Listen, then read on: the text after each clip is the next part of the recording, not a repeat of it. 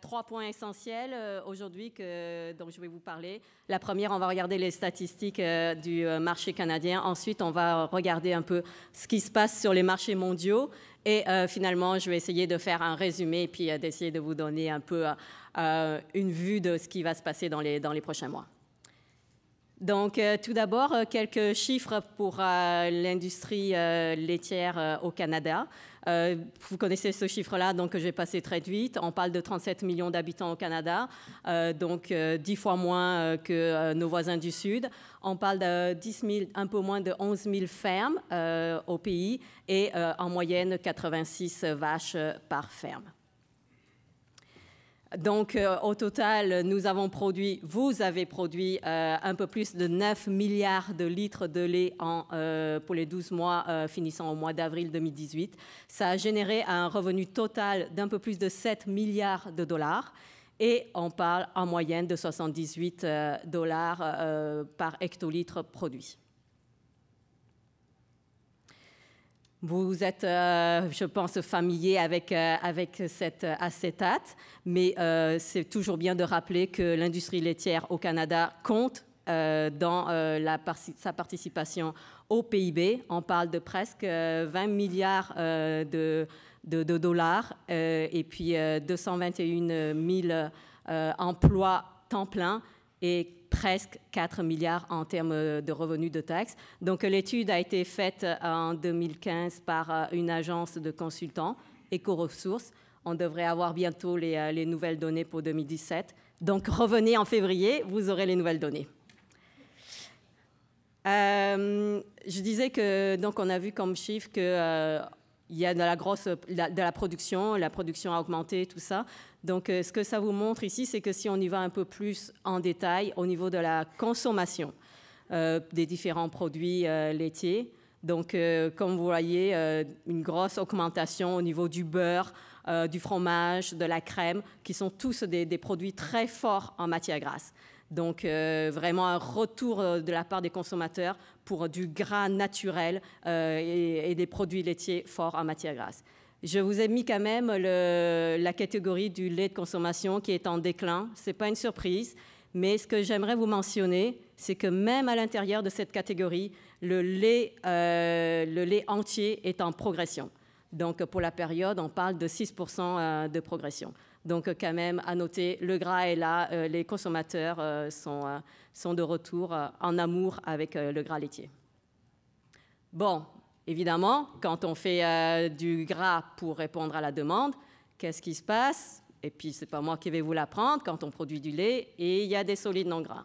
Donc, qu'est-ce qui se passe au niveau international? Ici, ce que vous montrent les deux graphiques, la courbe bleue, c'est vraiment les prix mondiaux pour le beurre, et la courbe rouge, c'est les prix mondiaux pour la poudre de lait écrémé.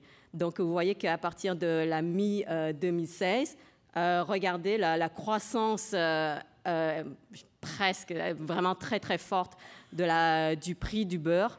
C'est parce que on n'est pas seul au Canada à avoir un retour du gras que les consommateurs consomment du gras. Donc, tout ça met une pression sur la matière grasse et le prix du beurre s'est envolé.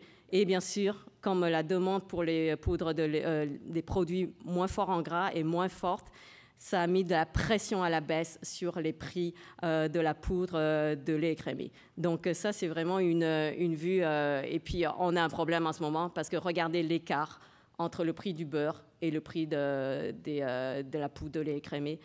Donc, c'était ça qu'il fallait retenir de cette slide. Maintenant, si on regarde un peu plus globalement pour voir comment s'en vont les prix des produits laitiers sur les marchés internationaux, nous, on utilise l'indicateur de IFCN, qui est un organisme international qui regroupe plusieurs pays et dont le mandat est vraiment d'étudier un peu l'évolution des coûts de production au niveau des différents pays et aussi l'évolution des prix, etc. Donc, ce que vous montre cette courbe, je pense que, et puis je vais juste me baser sur la dernière période, c'est qu'en 2018, vous revoyez la pente qui remonte. Puis je vous ai mis en dollars US et en dollars canadiens pour que vous voyez un peu l'effet du taux de change. Mais retenez qu'en fait, on remonte en 2018. Et puis, pourquoi cette tendance-là? C'est qu'on a eu la production était moins forte, finalement, par rapport à la demande pendant cette période dans les différentes régions du globe. Donc, par exemple, aux États-Unis, oui, il y a encore de la croissance, mais la croissance année sur année, elle est beaucoup moins forte qu'avant. Donc, on parle d'un peu moins de production. Au niveau de l'Océanie, ils ont eu un temps désastreux, là, des inondations, et puis ils ont eu une bactérie en Nouvelle-Zélande, puis là, il faut que je regarde le nom, le Mycoplasma bovis. En fait, c'est une bactérie qui affecte le bétail, et elle est très contagieuse. Du coup, il y a un plan pour envoyer environ, je pense, 150 000 vaches en réforme. C'est énorme. Donc, ça se traduit en équivalent d'à peu près 3% là, du lait qui est commercialisé sur le marché mondial. Donc, un coût, une production, du coup, l'offre est moindre et ça fait augmenter les prix. Et puis, en Europe, pareil, le mois d'avril et de mai, là, désastreux en termes de temps. Et puis, c'est certain que vous l'avez vu dans la présentation hier, le temps, on n'a aucun contrôle dessus, et puis c'est un facteur de stress pour les producteurs. OK. Bon, alors, quand on dit fluctuation de prix, des prix des produits laitiers, comment ça se traduit au niveau de la ferme? Donc, sur cette diapositive, ce que vous voyez, puis faites attention, ce ne sont pas des prix, ce sont des indices. Donc, on a pris en indice le mois de janvier 2014, et ce que vous voyez, c'est vraiment la fluctuation. Donc, j'aimerais attirer votre attention sur le graphe gris, qui est vraiment la Nouvelle-Zélande. Regardez comment on est passé de très haut à très bas. Donc, ça, c'est le prix à la ferme. Ça a chuté dramatiquement. En comparaison, regardez pour ce qui se passe au Canada, la courbe bleue. Oui, ça a un peu baissé, mais c'est très stable. Et ça, c'est indéniable. La gestion de l'offre joue un impact de stabilisation au niveau des revenus des producteurs. Et je pense que ça, c'est très important à garder en tête. Bon, cette diapositive, je pense que vous êtes aussi plus ou moins au fait. C'est le prix du lait frais consommé au niveau du détail. Et le rouge, la barre rouge, c'est le Canada. Donc, on est à 1,50 $ par litre de lait au niveau du détail. Vous voyez qu'on est quand même au milieu. On est plus cher que certains, mais on est moins cher que, par exemple, la France ou la Norvège ou même l'Australie. Donc, et puis, je voudrais aussi souligner les deux barres qui sont en bleu foncé. C'est les États-Unis. Donc, vous en avez un, c'est vraiment tout le lait. Et puis, l'autre, c'est pour le lait sans SBTR, qui est du lait sans hormones, et c'est ce que nous produisons au Canada. Donc, pour être comparable, il y a les deux barres pour les États-Unis. C'était beaucoup d'informations. J'espère que vous êtes toujours avec moi. Donc, je vais essayer de faire un petit résumé, finalement, des différentes tendances dans les différentes régions producteurs. Donc, au Canada, comme je vous l'ai dit, grosse demande sur la matière grasse, sans aucun doute. Il y a eu, et puis on s'adapte à cet environnement. Il y a eu des investissements, et ça, au niveau de la transformation. Et ça, c'est vraiment une bonne nouvelle pour le secteur laitier. Il y a eu des investissements aussi au niveau des fermes. Donc, je pense que c'est très positif. Bien sûr, on a quand même nos défis. Sinon, la vie serait un peu plate. Donc, on a au défi, bien sûr, au niveau du commerce international. Les négociations de l'ALENA sont toujours en cours et elles ne sont toujours pas finies. Puis, on ne sait pas quand est-ce que ça va reprendre. On a aussi la stratégie d'une saine alimentation de Santé Canada qui ont décidé de mettre en place un étiquetage sur tous les produits qui dépasseraient les 15% de la valeur recommandée par journalière, que ce soit sur le sodium, le sucre ou le gras saturé, sans tenir compte de la valeur nutritionnelle des produits. Or, vous l'avez entendu comme moi hier, notre Premier ministre l'a dit, les produits laitiers ont une valeur nutritive. Donc, on espère que le message sera passé.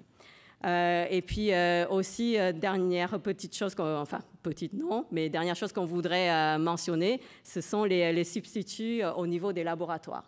Vous avez eu la présentation d'Alex Lazier hier. C'est une menace. Donc, on parle de fabriquer en laboratoire des produits qui pourraient directement se substituer aux produits laitiers. Et bon, je l'ai mis dans le Canada, mais c'est certain que c'est une menace pour l'ensemble des pays producteurs de lait. Au niveau des États-Unis, trois choses que je voudrais peut-être vous mentionner au niveau des politiques. La Californie a passé le FFMO, donc ils vont rentrer dans le système fédéral. Le Sénat a approuvé le Farm Bill. On parle de 1 milliard environ qui va être dédié au secteur laitier. Et puis, la Food Drug Association, le FDA, ont annoncé clairement qu'ils allaient utiliser leur pouvoir discrétionnaire pour l'utilisation du lait ultra-filtré au niveau de l'étiquetage de certains fromages. Deux autres choses qui sont quand même aussi importantes à mentionner, c'est qu'on se retrouve en ce moment aux États-Unis avec des stocks de fromage super élevés. Donc, on parle d'un stock record depuis les 100 dernières années. Donc, c'est important parce que ça va vous mettre de la pression sur les prix mondiaux. Et puis, bien sûr, les États-Unis, comme le Canada et le Mexique, font aussi face aux défis liés au commerce international par rapport à la Chine, par rapport à l'ALENA. Donc, autant d'incertitudes à ce niveau-là. En Europe, on parle de plus de 300 000 tonnes de poudre de lait écrémé qui sont stockées en ce moment. Je vous l'avais montré plus tôt dans les graphes. On a beaucoup de poudre de lait écrémé et l'Europe a plus de 300 millions.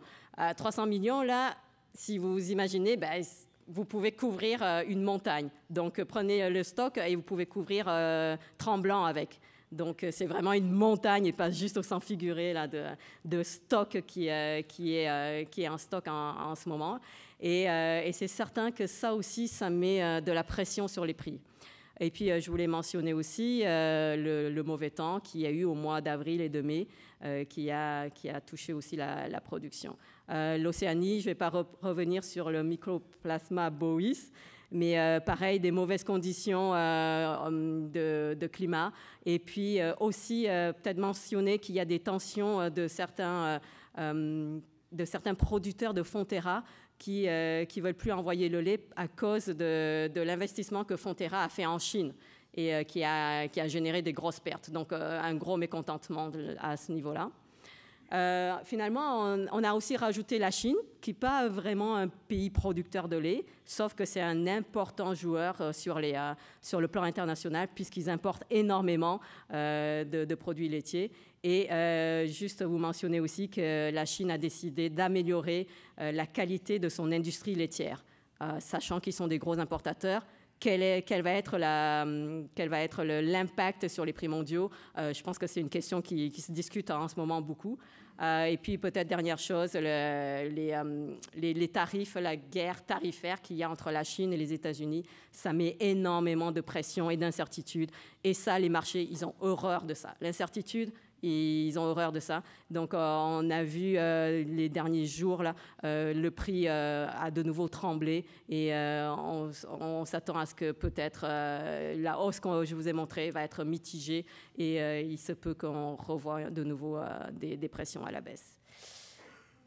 Pour résumer rapidement, donc au niveau du Canada, des signes très positifs, on a des défis. Au niveau international, donc, les prix ont l'air de s'améliorer, mais comme je vous l'ai dit, il y a des pressions, les signaux envoyés par les guerres tarifaires sont pas bons, le marché n'aime pas ça. Et puis, tout le reste, je l'ai plus ou moins mentionné. Et en conclusion, j'aimerais vous dire que, écoutez, les marchés mondiaux, là, c'est volatile. Puis j'espère que ça ressort de ma présentation. Si vous devez retenir une chose, c'est que c'est volatile. Donc, en gros, Vous pouvez oublier tout ce que je vous ai dit. Dans 2 jours, ce sera autre chose. Non, je rigole. Mais c'est très important, du coup, que revenez au mois de février à notre APC, puis vous aurez une mise à jour avec les dernières données. Mais c'est ça. Donc, pensez-y, c'est très, très volatile. Et puis, ce que je vous dis aujourd'hui peut être faux dans 1 mois. Puis, ce ne sera pas ma faute. Donc, merci. Puis, je ne sais pas si... I don't know if we have a time for questions, but I will be around. Thank you.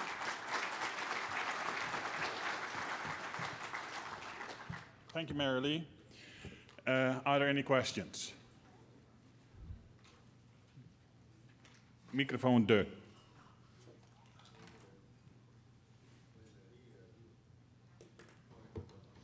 Tu m'entends-tu? Oui, OK. Tout le monde m'entend.